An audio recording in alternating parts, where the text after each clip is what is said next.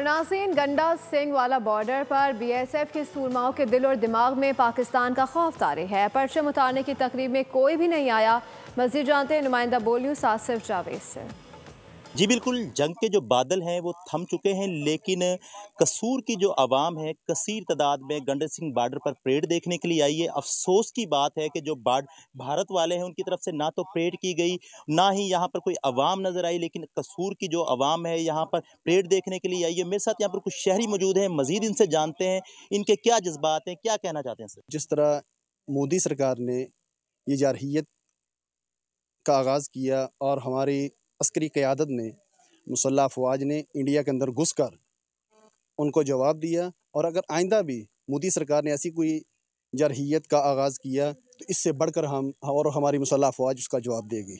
जैसा कि शहरियों का ये कहना है कि मोदी सरकार ने जो जहरियत का आगाज़ किया, लेकिन जो हमारी फ़ौज है उन्होंने उनके घर में घुसकर उनको तबाह बर्बाद किया। इनका ये भी कहना है कि आइंदा अगर मोदी सरकार ने हमारी मुल्क की तरफ देखा तो हम उनकी आंखें निकाल देंगे। जी सब्सक्राइब करें और बेल दबाएं ताकि कोई खबर रह न जाए।